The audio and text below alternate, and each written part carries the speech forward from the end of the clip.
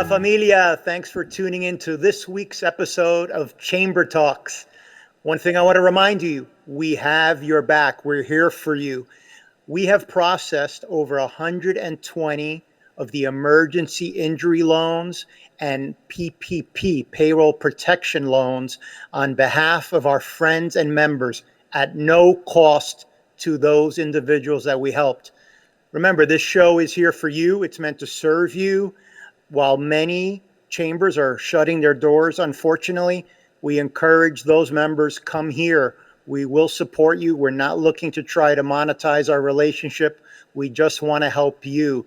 Thanks to our sponsor, Horizon Blue Cross Blue Shield of New Jersey, and thanks to Univision New York, one of the #1 stations in the country, for their collaboration on the show Amigos de Univision, which will have a watch party on Facebook this Sunday at 11:30 a.m.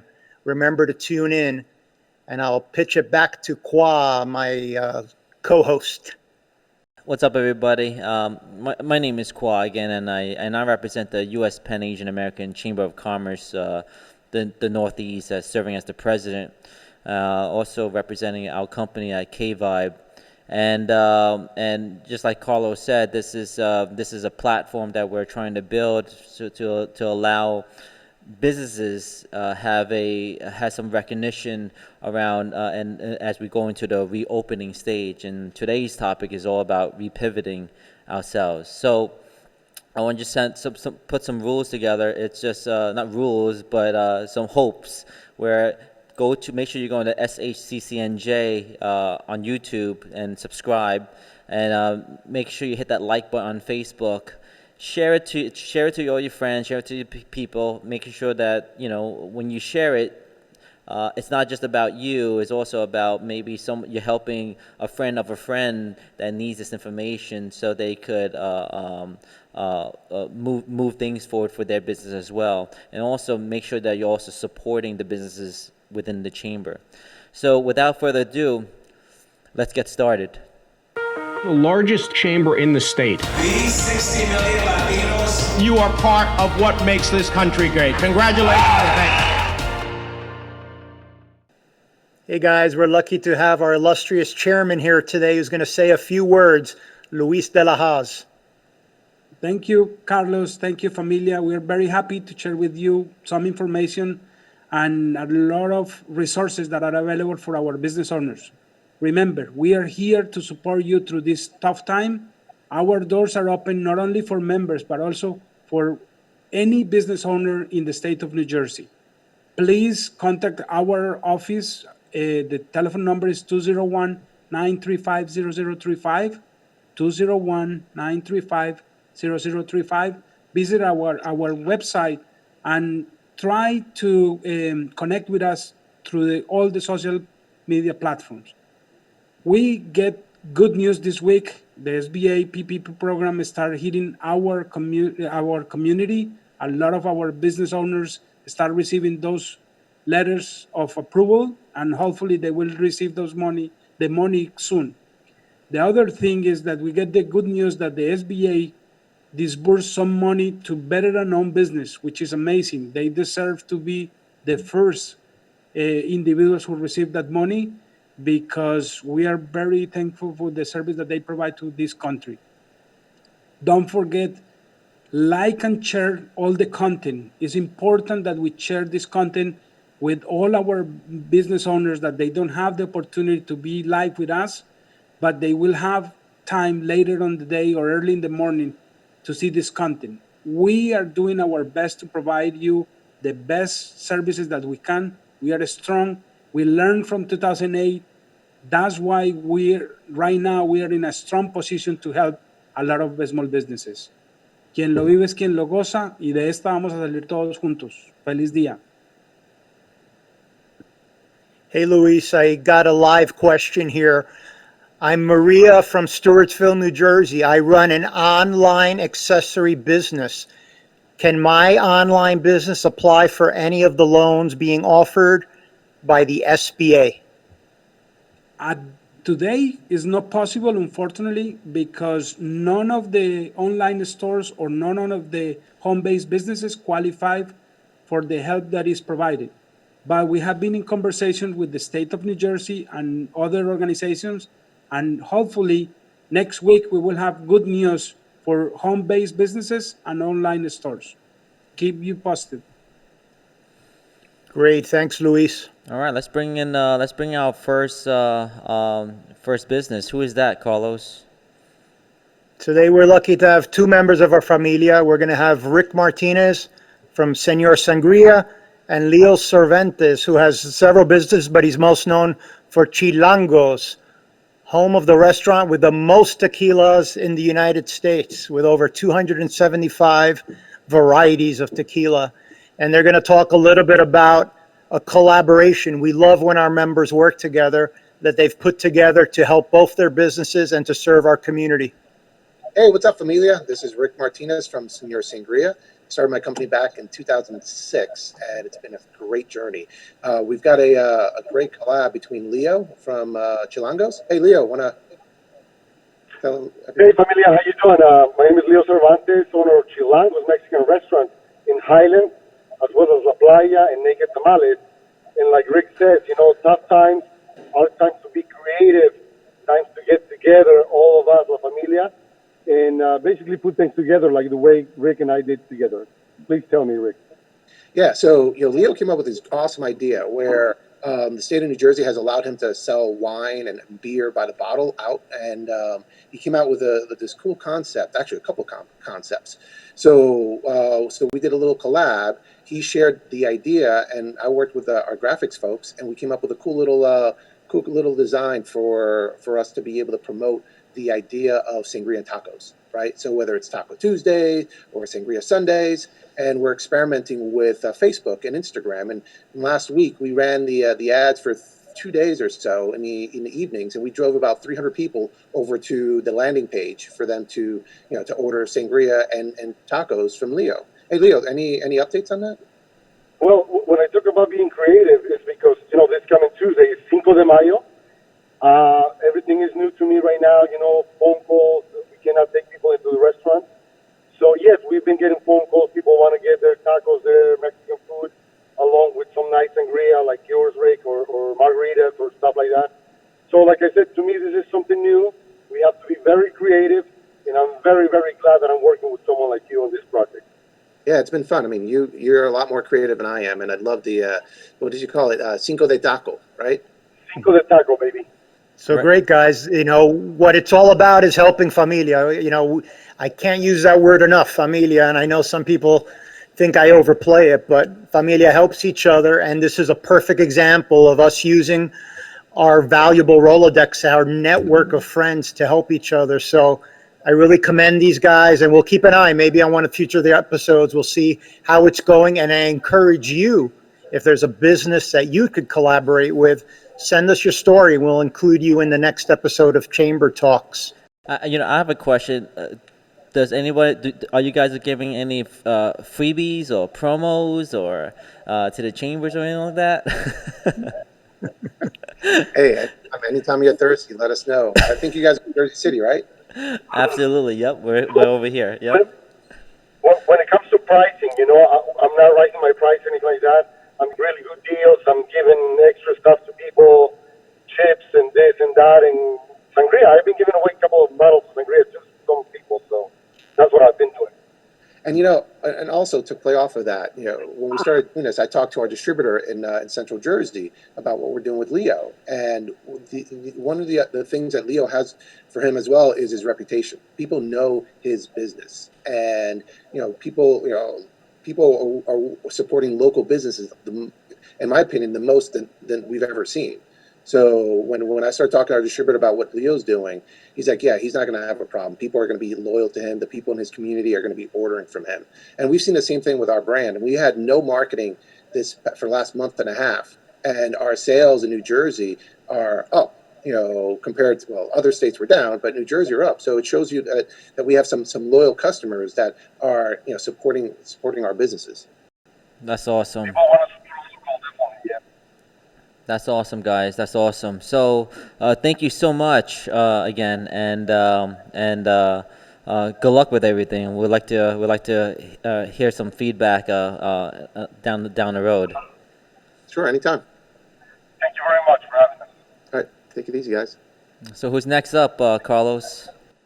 Next up, we're very lucky to have the CEO of Starlight Runner, who was on last week's Chamber Talk. So in a rare double appearance, because we got so many words of encouragement and thanks for having him on the show.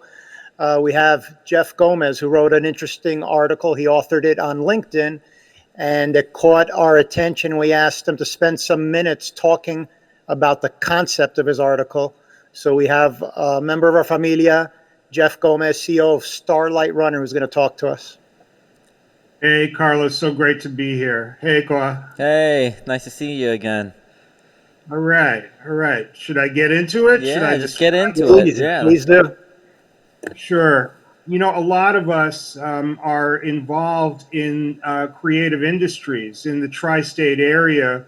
So many of us are freelancers. So many of us use various creative skills, talents, and traits to earn a living. And here we all are stuck in the house for weeks at a time. We're trying our best to still earn money. But there's also the possibility of dedicating our talents to things that we've always wished we could produce. There's this possibility for creating something all on our own and producing it and maybe, who knows, getting it made in some way once this kind of global catastrophe lets up. But I coach a lot of these people. I speak with them. A lot of them are partners. A lot of them are clients. And all of them, every single one of them, is finding it hard to focus on creative projects or on anything while working at home.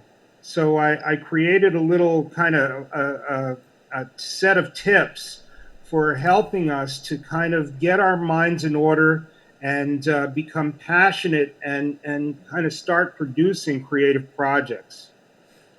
Can you give us some those tips? Maybe, you know, not everything, but give us some stuff that you're teaching. Okay, so there are two challenges faced by creatives under these kinds of circumstances. One is that we have too many ideas and can't pick one to pursue all the way to completion. Or we know exactly what we want to do, but somehow by the time everybody's cheering outside at 7 o'clock, we haven't gotten anything done. And we just roll our eyes. We're procrastinating. So I think the answer is to kind of take a creative inventory. This way we're picking the projects that we really feel passionate about and can actually complete. And there are some criteria that I've listed to be able to do that. You basically start by having something that you really need to say. I need to say it, okay? So that means that the project communicates something that you really feel strongly about, you know? You could see yourself in the project. Don't do something just because it feels cool or sounds cool, but communicate something important. Right now, the world needs important messages. So make sure that an essence of you is in that project. Number 2 out of the 4 is I can see it. That means that the objective is clear. You can basically kind of see the beginning, middle, and end of the project. You can visualize what it's going to be. It's almost like a blueprint. You don't have to have every detail, but enough of it so that it is clear in your mind. When it's clear, it's easier to execute. The number 3 out of the 4 is I can do it. In other words, the project can be realized. There has to be a little bit of the ability to realistically get the job done. You know, you can't say, hey, I want to be a DJ. And then suddenly you're a DJ. There's a whole process for how to become a DJ, including the music appreciation, having the right equipment, learning how to practice and build a resume of beats and things like that. I can do it means that you have to be realistic about realizing the project. Finally, I know it. In other words, the work is weighted toward a personal specialty, right? So many of my clients, they're not, they start to try to create things that they just don't have the creative wherewithal to do. They don't know or understand it. So we need to know them. We need to completely be able to have our talents applied to this.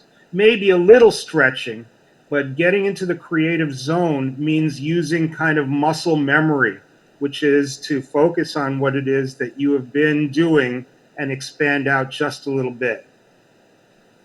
Those are amazing tips. I mean, those are something that I could bring back to my company as well. I think it is all in the mindset. So how do they reach out to you, Jeff? Sure. Again, one more time, I need to say it, I can see it, I can do it, I know it. It's belief, it's the burning need to execute that will get the project done. Strip away the projects that don't apply to those four factors, and you're left with stuff that is going to be a good for completion. You can reach me at Starlight Runner Life Story Coaching and Counseling. This is something I'm doing on the side in addition to my CEO job at Starlight Runner Entertainment, just because I feel I need to help people at this time. You can reach me at jeff@starlightrunner.com. That's my email address, jeff@starlightrunner.com. Or you can just Google me. I'm an easy Google, and jump on my social media. That's awesome, and we'll make sure we'll put the links out there too on in the YouTube descriptions and everything else too. Fantastic. Thank you so much, Jeff. Great. Thanks for your time. It's always very valuable and very applicable to the crisis we're going through. Carlos, thank you so much. This is an incredible service that you're doing for us all. I appreciate it, everyone. Thanks, Jeff. Thank you, Jeff. Thank you. So who's the next call up, Carlos? Well, this is something near and dear to my heart because as we're all stuck at home or stuck hibernating, it's important that we stay fit, right? So Absolutely. Brenda Green was one of our entrepreneurial students.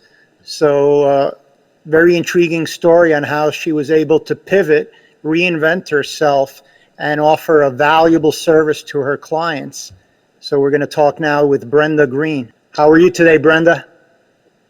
I'm doing well, Carlos. Thank you for having me. Hi, Cal. Hi, how you doing? Doing well. So my So name tell is us your Brenda story. Green. Brenda Green from me. And I empower women who understand the impact of exercising on their overall health, but honestly struggle to find the time or just need the motivational support. And I've been actually doing virtual online training for women across the country since 2016.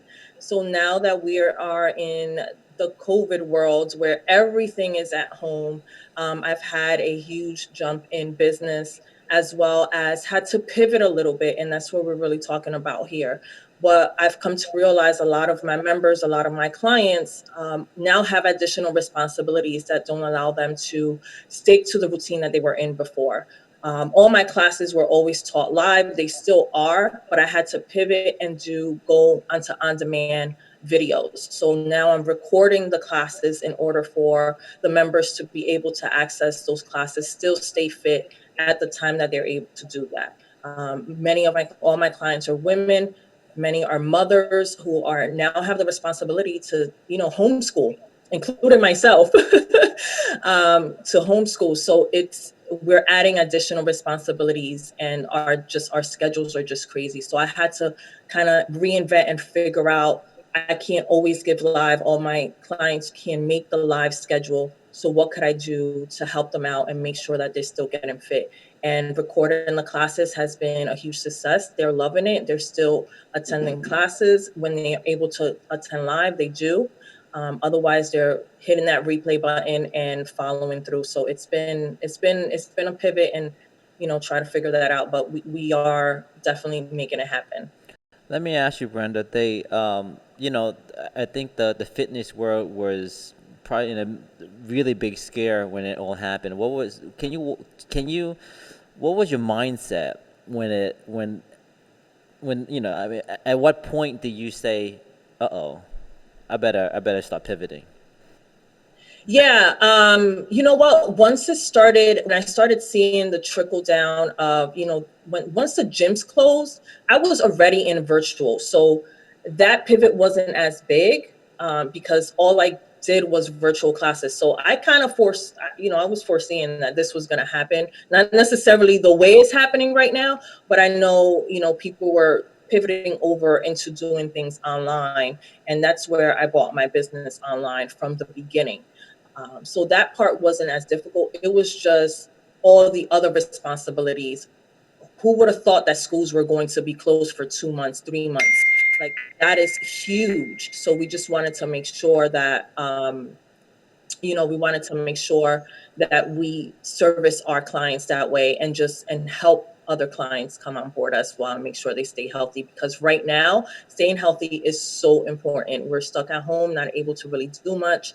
And when we're in a stressful situation, we tend to, eat on comfort food, and our comfort foods are never the healthy options. So it's super important to keep moving, drink your water, make sure you're eating veggies, just adding more veggies onto your plate, and just making sure that you're doing all those things. But movement is really important when you can literally sit on the couch all day and, with the remote and just Netflix and chill, as they say. Thank you for sharing Well, that. congratulations on that pivot. It's always great to see a success story, especially from one of our entrepreneurial familia students. So congrats. Thank you.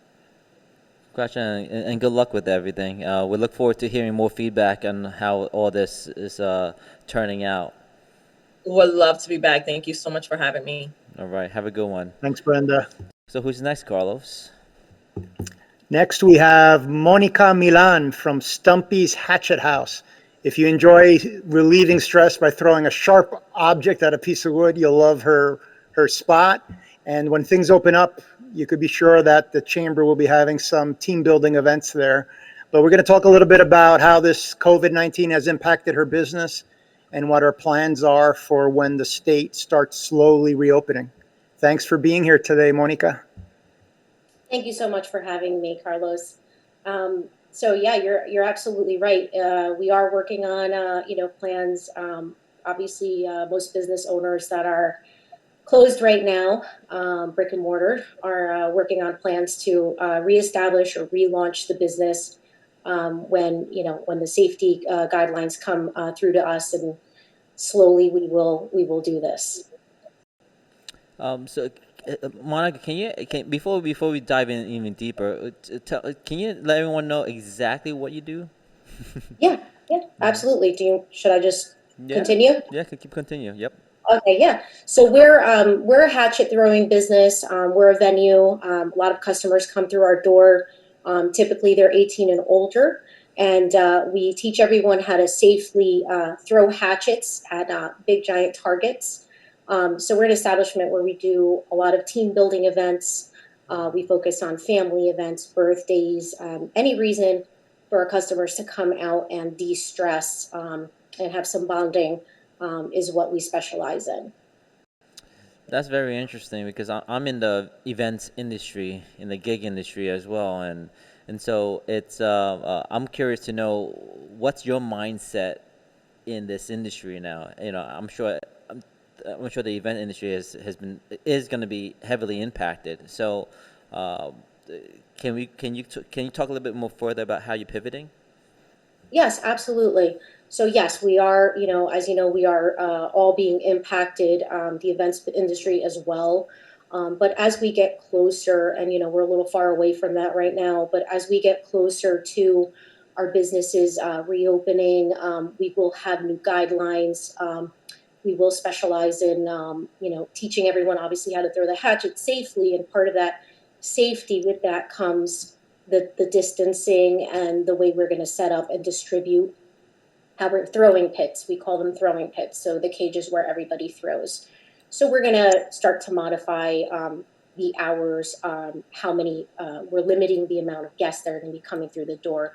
This is all the stuff that we're talking about in the pipeline to come. But I do want to talk about something that's a little promising. So I do specialize in the team building arena. And I have been in talks with a lot of companies. Some of them are large companies, and planning some events for the future.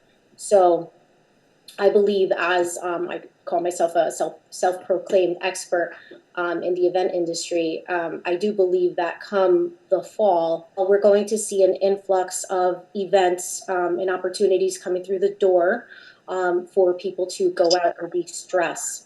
So just think of all of the events that were canceled this year, especially for companies. We obviously will see some stuff happening through Zoom or through the web, but people are going to be coming out, and it will happen in the fall. So we will see an influx of invitations.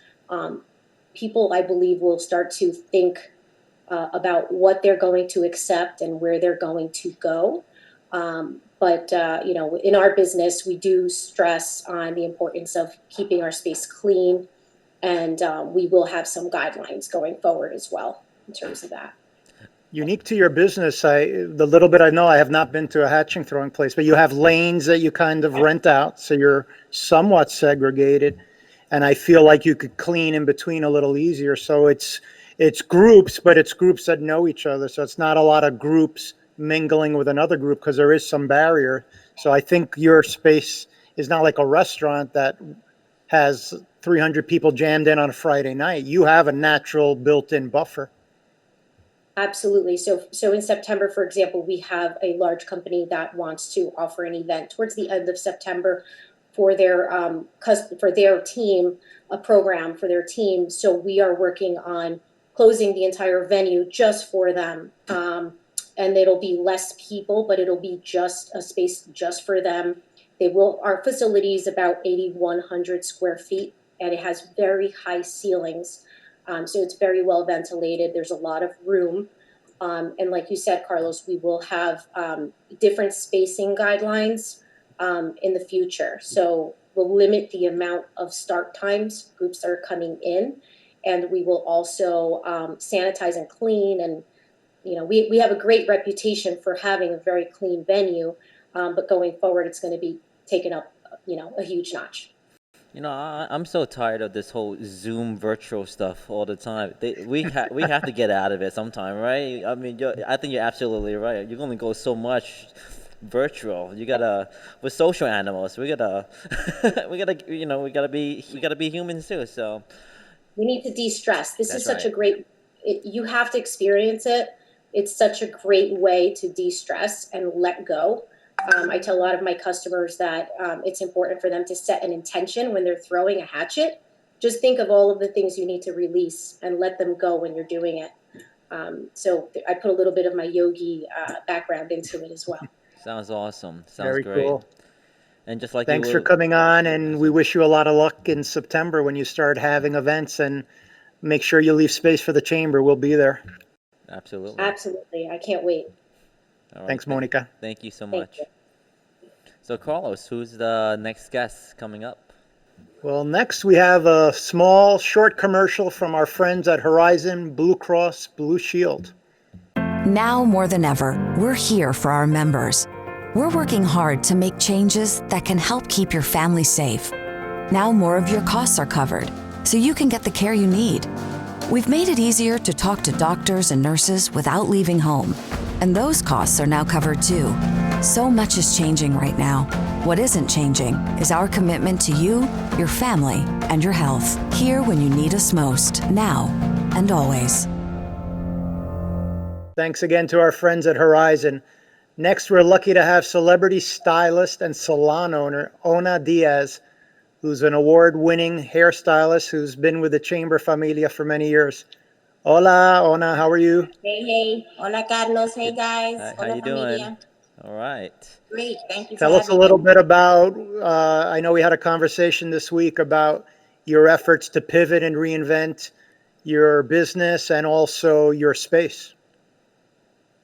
Yeah, this Rona has to go, but it's been over 40 days that we have been officially closed, and it has been a challenge. I would say the first week was a little a shock. You know, you go from flying to working certain days behind a chair nonstop. Then the other days that you're not behind the chair, you're in the office working on paperwork, numbers, and marketing, and working with the extended team outside of the team that we have in salon. So it went from hustle and bustle to the doors are closed and that's it. So there was so many opportunities. You know, you can look at it as a negative or as a positive. I chose to have that week of, oh my God, and then I said, okay, I'm done now with that, and we're going to go forward and make sure that we are connecting with our team, that we're connecting with our clients, that we come up with virtual ways of connecting with our community. And that's what we've been doing so far, virtual consultations, making sure that we have the time for our clients. There's nothing else to do. We should be, you know, catering to them and making sure that they're okay. Yes, we were deemed non-essential, but at the end of the day, I have messages on my machine saying different, you know, and clients freaking out and wondering how are they going to do their hair and what can they do during this time, and can they get help from us. And that's where collectively as a team, I reached out to my team because they do want to help and they want to support and they want to be there. And I said, we got to do something. And I mean, I wasn't so surprised because my team is amazing, but they were all jumping in like, okay, well, let's do virtual consultations. Let's do this. Let's do curbside pickup for color. And I was like, wow, you know, these people really, really want to help their clients. They want to help me. They're helping each other. So a lot of good has come from this, you know. So that's what we're right now. We're currently focusing on anything that has to do virtually. We're really trying to hit that market and making sure that we are staying connected and that they feel the support. Most importantly, that the team feels supported and that our clients feel supported. So that's what we've been pretty much focusing on right now. And social media doesn't lie. I mean, the numbers are there. We've grown in 3 weeks. We went from 127 viewers or something to 14K on Pinterest, which is the next, right now, what they're saying is that it's the next Instagram. So people are looking for that education. We have to act as leaders and give it to them, or be leaders and give it to them. Yeah, I'm sure you're learning a lot of new skill sets during this shutdown. You're going to have to. Absolutely. And we were savvy with social media, but now above and beyond, focusing on different ways that we can connect. Zoom, FaceTime, Instagram has a little video in a DM section that we are using to really like just go through a step by step with our clients and making sure that they feel that support from us. We're definitely going a little bit more than the norm. Do you find yourself working more hours than you ever did before? Absolutely. I think I haven't worked mentally this hard since I first started. I would say there's a constant and then you find your pace and you go. But the beginning is always like you want to be out there, you're eager, you want to, you know. And now I feel like I'm just starting all over again, and to some degree we are at ground zero again and reinventing ourselves. I think all of us are, and this is something that's globally, and I know that I'm not alone in this. So yeah, absolutely, working very, very hard, and my team. You know, that's extremely motivating, inspiring, and those are listening to you. I'm sure that's going to be very encouraging that they're not alone either, if they think they are alone. It is like a startup business again. I'm going through the same thing too, putting out new services, new ways of working, right? Just like everybody else. So, but it's just a amazing opportunities too, that the minute you figured it out, it's like, you know what, this could actually grow something bigger, right? And I think that's where it's pivoting. In every what I've noticed, even my bank is sending apps and new things that they've added to my app for banks, right? Everyone is trying to offer value, and that is super, super important. If there is no value in what you're sharing right now, there is no loyalty, and they're going to look for that value anywhere else. So we have to be leaders right now. We can't just focus on the crisis. We have to focus on, okay, there's a crisis, and I can choose to lead through the crisis, or I can let that crisis debilitate me and stay in the position that I am right now. And that's not gonna, that there's no growth in staying still. So I chose to go through the wall and take my team with me. Absolutely. 100%. As always, Ona, you've been very inspirational, and Dios te bendiga. God bless. Very. Thank you for your time, and we know we're going to have you on soon to see the progress that you're making. Oh yeah, we're remodeling and everything. I can't wait to have that little grand opening. So stay tuned, guys. I'm really excited. Make sure you invite us. Abrazo. Thank you. That is the plan. I'm inviting everyone. My familia is always welcome here.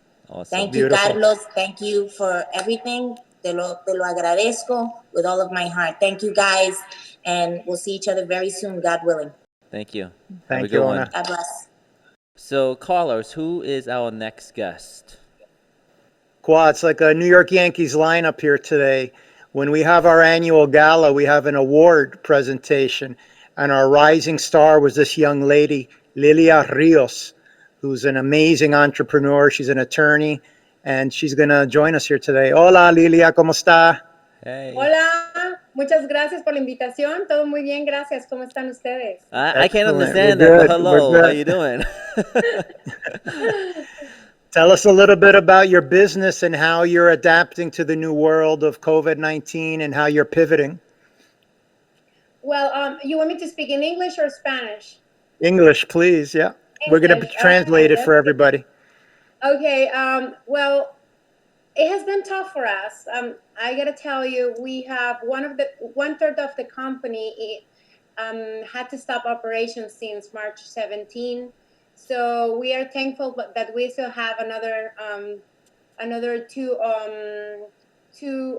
operations. We have the distribution center in Texas operating 100%, and also we have the cash and carry, which is located in Passaic, which is operating by 50%.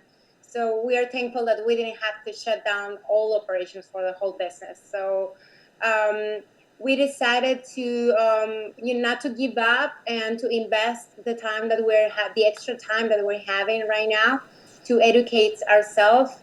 Me and my husband, we both own the company. So we started pretty much pushing all the goals that we had for 2020 and all the way to 2023. So we started from scratch, redeveloping the business plan, and we are now implementing like tons of changes, basically technology. We are going to be 100% with technology, softwares, and an application for our customers, and redesign our website, create a web store. We are entering in the big leagues. We just created a new store in Alabama, so we're trying to target more, not just America, but more countries. So we are very, very happy doing this. That's awesome. Question for you. So, obviously, walk us through the mindset when you started freaking out, pretty much, when everything started shutting down. And what was that? Did you kick into a survivor mode, or did you say, okay, let me just calm down and get it together and let's pivot? Well, I guess everyone had the same, they were in the same situation. At the beginning, we do business with China, so I was ready, kind of ready, because I knew that this was going to hit America eventually. So because I was talking to my suppliers in China, so we started creating an emergency plan. So basically, we said like, okay, we do not produce or distribute any first necessity products. So what we're gonna do in case that we have to that we have no sales. So eventually that hit us on the 17th of March. We decided that it was the best thing to do. It was to shut down operations to make sure that our sales reps and delivery guys working on the on the risk area in the tri-state area, they were not they didn't get sick. So for us, it was the most important to keep our team safe and healthy. So we decided to stop operations for 1 week. So the first week it was so hard because coming from a very busy life, like that you wake up with your phone, like the alarm is going off for you to wake up, for you to go to sleep. So it's you live like in a crazy world, and then one day to the other you don't have anything else to do besides stay home all day in PJs and everything. So we said, like, you know what? This is not the way. We are entrepreneurs. We didn't come here to US just to stay home and just wait for for a better time to come. So we said we are gonna do, we're gonna do all the things that we were planning, and we couldn't achieve it because we didn't have time. Now is the perfect time. So we've been working on that. So we still have activities with the family, but we pretty much create like a schedule. So everybody's working at home and we have a schedule. So we are working, everyone has a goal that we have to complete, within days. So everybody has been working and we have been very successful achieving new goals that we decided to implement for 2020. That's awesome. Is there any tips that you wanna, those that have a hard time pivoting? Not everyone gets to pivot. Not everyone gets to, kind of reinvent themselves. And you're a true entrepreneur by having that mindset. But maybe you could give some little tips that's gonna help the one that's just struggling. Right. Well, let me tell you, my company, tomorrow is going to be 15 years in business. So we're very, very happy, very.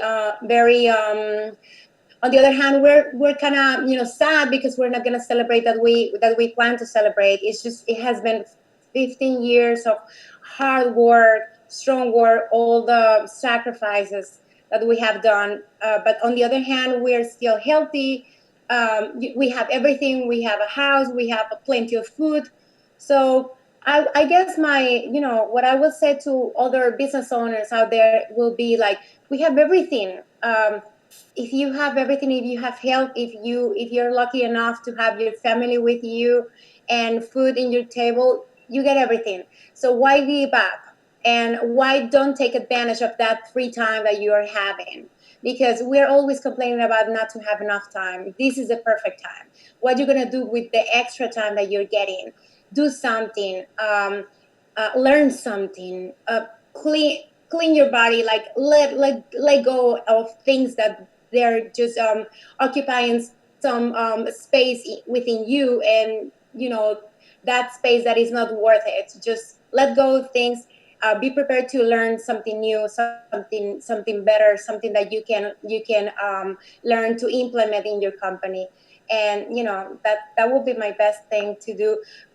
During these times, we've been selling piñatas. We are the company that sells the most piñatas in the tri-state area. We sell cleaning supplies, party supplies. So for us, it has been difficult because pretty much no one is getting our products. So instead of that, we decided what we're gonna sell. We already have the customers. What are we gonna sell to our customers? Because everybody's getting something. So it's either for you to decide, okay, do I'm sticking to my current products or do I'm supplying my customers with their needs? So right now we're working on a new category of grocery that we didn't want to implement before because we were like kind of like blocked to do that. There's tons of Mexican distributors of Mexican products. That's what we do. And we were in something else, like decorations and cleaning supplies, kitchenware, something else. So now we decided that we're going to have a brand new line that is going to be exclusively for grocery with, first necessity products. Awesome. So we've been working since probably 15 days ago. Right now we're planning labeling and we're ready to go probably within 10 days. We're going to have our new fresh product, which is going to be vegetable oil, corn oil, and soy oil.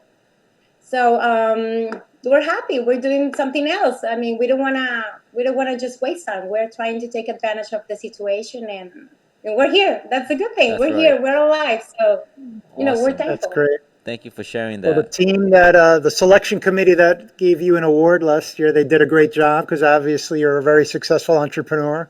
So we wish you the best. We'll have you back on a future episode to see how some of these new launches and the pivots that you undertook are going. But thank you, gracias, for being part of our familia. And thanks for sharing your experience with us today, Lilia.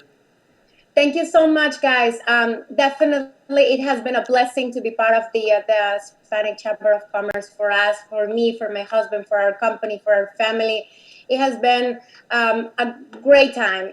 You guys put us in a different perspective, in a different situation. The networking is amazing, and I'm so happy to be part of the familia. Thank you. Thank you so much for having me today. Thank you. Bye-bye. Thank Ciao. you so much. Bye-bye now. Ciao. Wow. So, Carlos, who is our next guest coming up? We're lucky to have our friend who's been involved with the chamber for many years, Marilyn Rivera, who works for the governor's office, Governor Phil Murphy's office. Thank you, Marilyn. Can you give us some updates on what's been going on in the state this week? Of course. Thank you so much for having me on today, and thank you so much for the opportunity to be able to provide you with updates today. So one of the major announcements that the governor made this week was his plan called the Road Back to Restore Our Economic Health. It's a 6-principle guide of how he wants to be able to return back, to normalcy in a sense. That's going to be an effort that's going to take quite some time. It's comprised of a group of 15 members. And, we will be looking for community input. And it is something that's going to be devoted heavily for the next few weeks to ensure that we can all get back to the economic health that we would like to get to. Awesome. Great. Tell us a little bit about something happening on Saturday. I heard there's going to be parks and golf courses opening also? Yes. One of the big announcements as well has been the reopening of some state parks. This is great. Obviously, the weather is starting to turn around. Families have been inside homes, and they're just looking for a way to be able to go out and just be able to get out and do some recreational activities with their children. But it's really important to ensure that we practice the social distancing that is so important, that we wear masks and that we continue to have safety as a top priority. And slowly we'll continue to get through this together, as the governor says. I want to commend you. You've been doing a great job. I know the governor, the poor gentleman battled cancer and got thrown into this crisis and really has been working long hours. And I judge people by the team around them, and you've been a great advocate for the Hispanic community and part of his Hispanic initiatives. And I get an email from you daily. I know the Hispanic community is something that's near and dear to the governor's heart. So I just want to thank you for being an important part of that team. And if you could pass that on to the governor, that we really do appreciate what you do, Marilyn. It's, you know the numbers. I don't have to repeat the impact of the Hispanic community, but it's good to know that he recognizes that and that he's really leaning forward to help our businesses get back on their feet. Absolutely.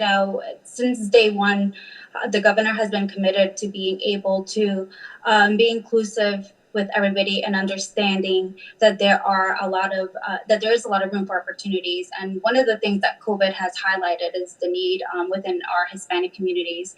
And there's been a lot that we have been able to do the last couple of weeks to really ensure that we are informing the communities. You know, we have every department and has increased their Spanish outreach, and they're doing everything that they possibly can to keep our communities informed. And particularly, you know, I would like to thank you and Luis and the rest of the statewide Hispanic Chamber of Commerce, because you are partners with us. We share the information and you also share that information with the community, and that sense of collaboration is something that's really needed.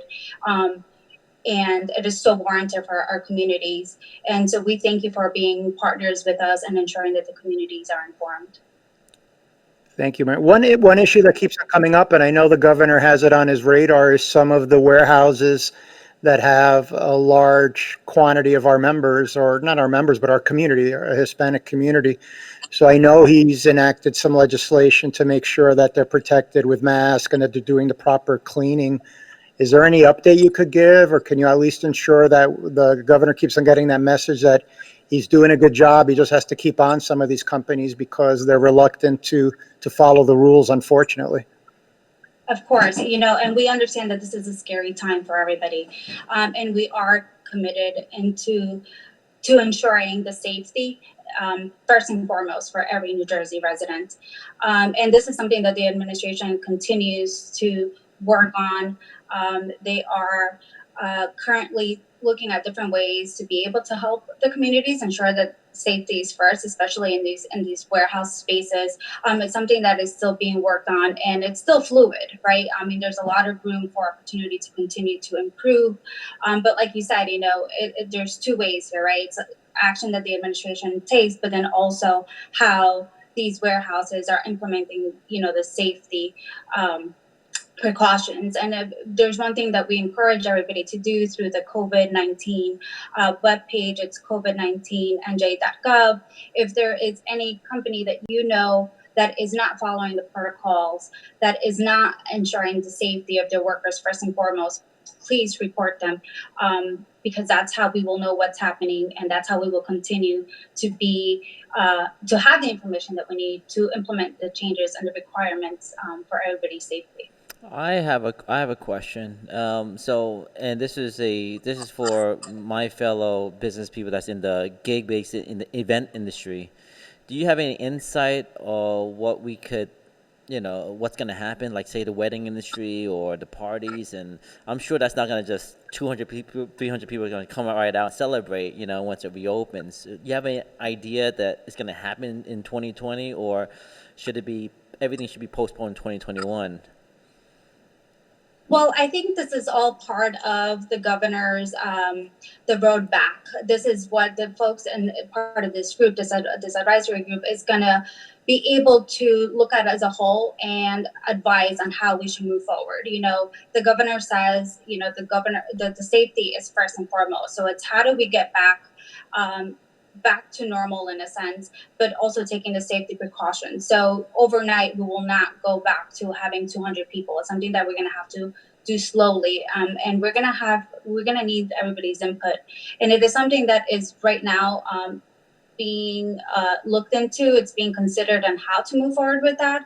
And as of right now, we don't have a specific guideline on how we would like to move forward with that, but do expect that to be coming shortly with the work with to restore the economic health. Thank you for Great. that. And I know Marilyn has some pressing Friday meetings, so I know we want to be sensitive to your time. But thank you. If you had any last words you wanted to share with us. I just want to encourage everybody, you know, the governor and the outreach team, and I think everybody in the administration has an open door policy. If you have suggestions, if you have recommendations, if you have, you know, work or volunteer that you would like to do, reach out to us. It's going to take everybody to be able to get back to where we were and to reset. And this is the perfect opportunity to reset how we can move forward together, right? And make sure that everybody's included and everybody is safe and healthy first and foremost. So if you have any questions, our doors are always open, and please feel free to reach out. I'll gladly share my email with anybody here. And we encourage you to come to us with suggestions, with ideas, or even with concerns. We want to hear from the community. That is a definite from the administration. Thank you so much. Great. Thanks a lot. We'll make sure we scroll your email right now under the screen. But again, thank you so much for your hard work. I know you're working long hours. It's very much appreciated. Thank you. Thank you all for all your work that you're doing for our community. Thank you so much. Thanks. Thank you. So, Carlos, who is our next guest? I just keep saying that. We have such a long lineup. I'm telling you. And, Latinas are starting businesses at a much greater pace than Latinos, and probably 7 times that of the general market. So we're lucky enough to have a young Latina businesswoman today, Sabrina Matera from Design Matters, who's going to talk about some tips to reinvent yourself during this crisis and come out stronger. Thanks for being here, Sabrina. How you doing? I'm great. Thank you for having me. I'm so excited. So tell us a little bit about how you're pivoting your business, or maybe even before that. Talk about what your business is, and then what was before and what is it now. Yes. So I'm a design consultant.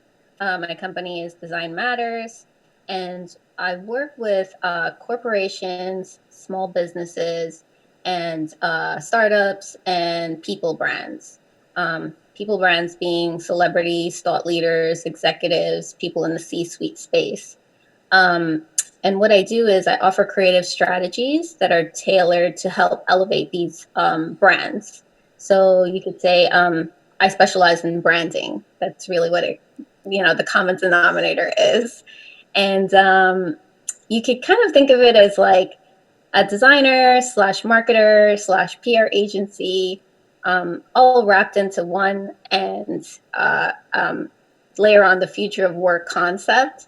And that's me. That's how I differentiate myself in the industry. That's awesome. So it's a lot in a nutshell. So what is it that you're doing differently now in this climate? So right now it's a little different. I'm taking a lot of traditional approaches and mixing it with unconventional ways of working. So a lot of it really boils down to me educating my audience and trying to get them to scale back and use this as an opportunity to almost revisit their strategies. So I've had to almost like get the word out that it's really about your brand and building your brand equity in this time. So we might not be able to generate revenue, but we can fall back on how to build that brand equity over time. It's not something that just happens overnight, but it's something that takes time to build a reputation with your audience, with your customers, and look at creative strategies on how to use storytelling to keep an audience that normally you would engage with in person, and now you have to do it in a virtual context. So, I mean, when I say that, it's staying connected, but in a virtual sense, and there's so many different strategies. It really depends on the industry and what they do, and then I'm able to put together something that's customized for a corporation as opposed to a small business. So it's definitely an interesting, a disruptive, catastrophic, and extremely chaotic type of environment. But I will say this: a lot of people are in a vulnerable state, so it's almost equalized a lot of companies and small businesses, and it's given people like me, other people I know that are small business owners, an opportunity to get their brand out there and become something bigger, and give them an opportunity to rise up to the occasion. So I think it's a great time to revisit those strategies and build the brand trust with your audience and educate them and almost walk them through the process of what your brand is, what your brand values are.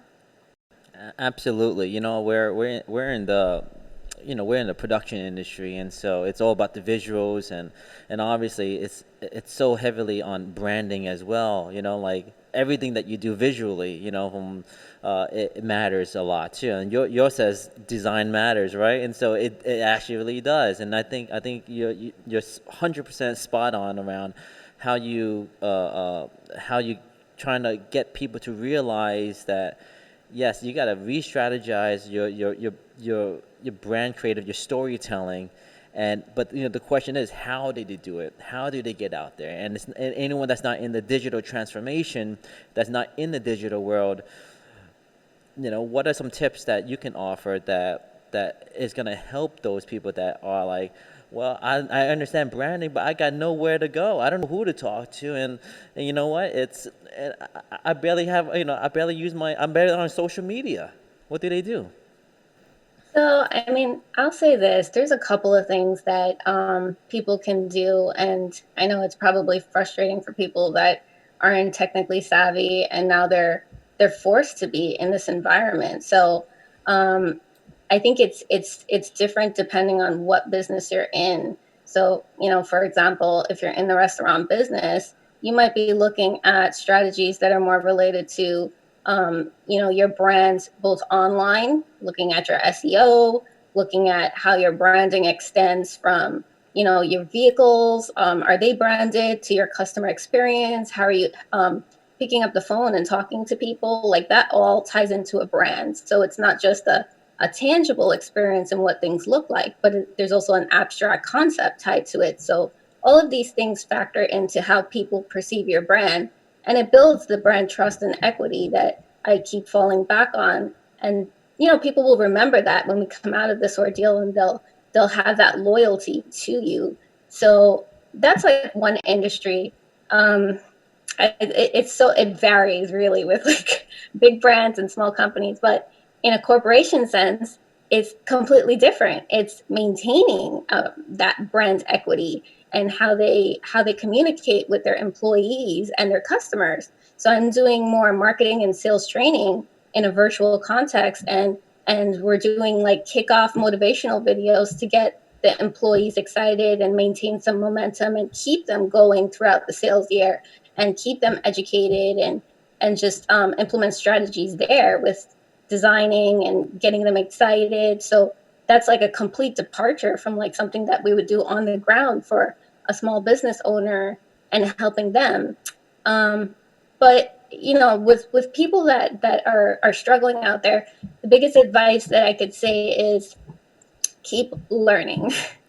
Learning is the best way to adapt to this environment. So I'm constantly learning. I'm listening to podcasts, futurists, people that implement these future of work type concepts, and trying to see how that complements my business.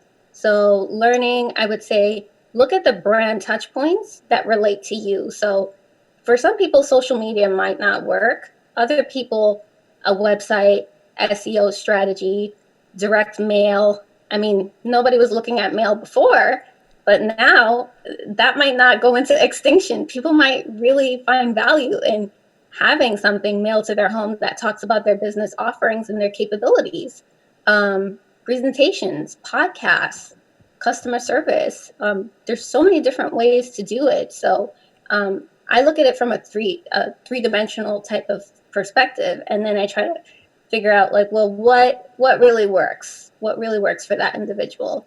So I hope that gives some food for thoughts, and it helps people out, because I'm in the same place. I'm a small business owner.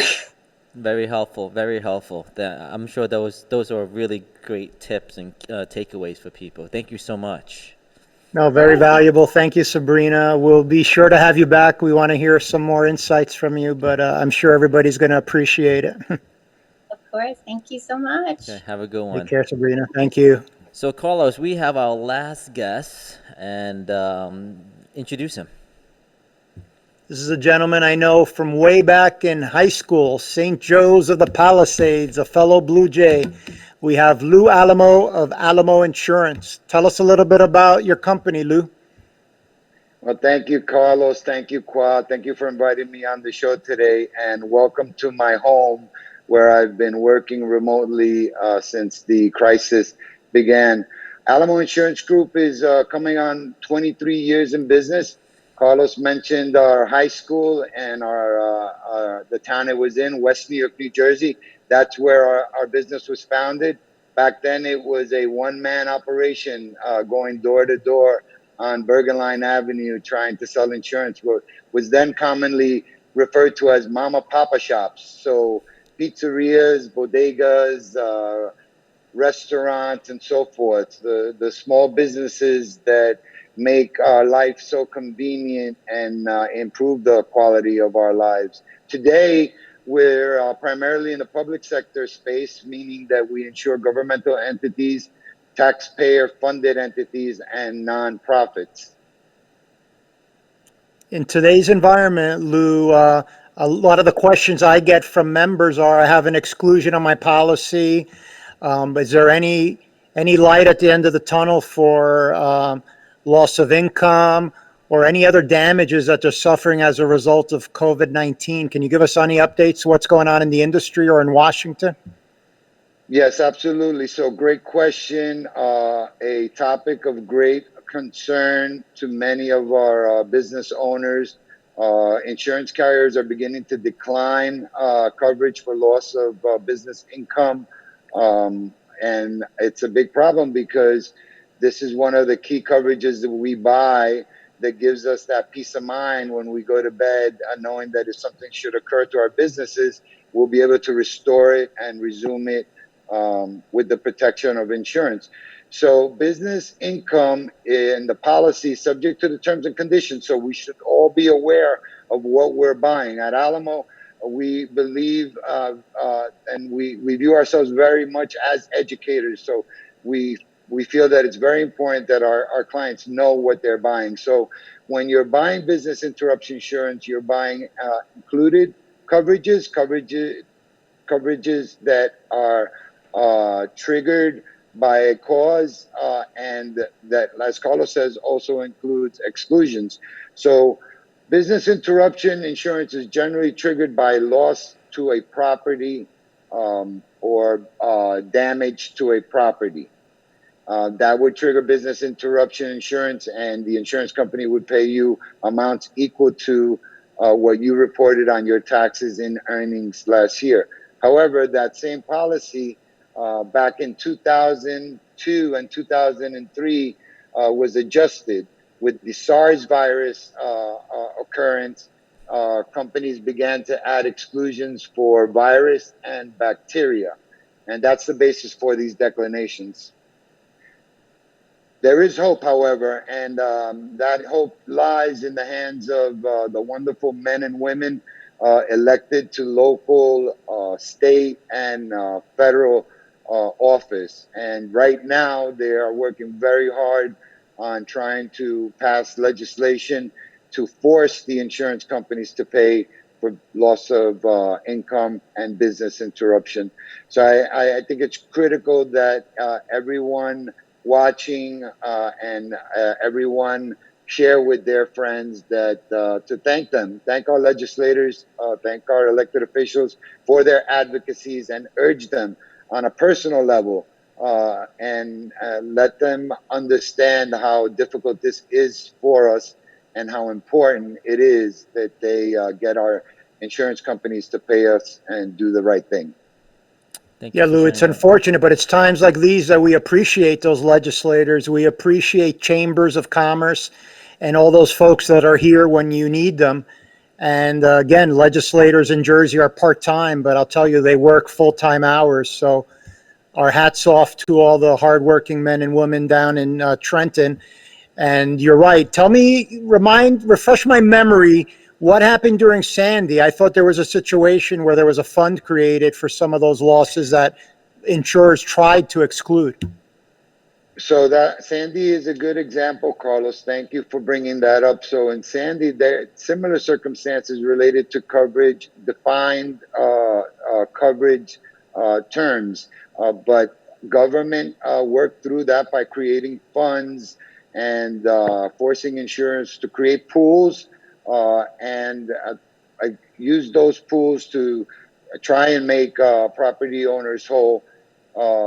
And that concept was a pooling concept where they prorated the amounts of insurance that you had bought versus the fund that was established. So I do view this going that way. I think the fairest conclusion would be some type of legislation that allowed business owners to be paid for the coverage that they've been buying, and also gave insurance companies an opportunities to have some type of formula to pay them. That's great information. Thank you. You've been very helpful, and I'm sure we're going to have you on in one of the future episodes. Did you have any last questions for Lou Kwa? No, I'm good. I mean, that was very insightful. I don't know much about that industry, so I'm a listener. I'm learning. I'm learning what's happening. I want to thank you, and I want to thank the chamber, and something that Carlos always reminds me: our strength is in our numbers, and united we show our true strength. And so, Carlos, thank you for your advocacy. Quad, thank you for having me on. Erica, who's always in the background doing all the great work and making things happen, and to all of our wonderful members, I wish you my blessings. I wish you well wishes that you stay safe and out of harm's way. Thank you for having. Great. Thank you, Lou. God bless. So much. Have a good God one. bless. What's next? I'll tell you. I know it's Friday and everybody's had a long week and they're probably ready for a virtual happy hour. We hope to be doing some of those very soon. But the next event we'll have is a watch party Sunday at 11:30 a.m. We're going to all watch together Amigos de Univision, Awesome. which is a great program focusing on the Hispanic business community in the tri-state area. So you could check out Luis, myself, Carol Scott, who's the new host of that program.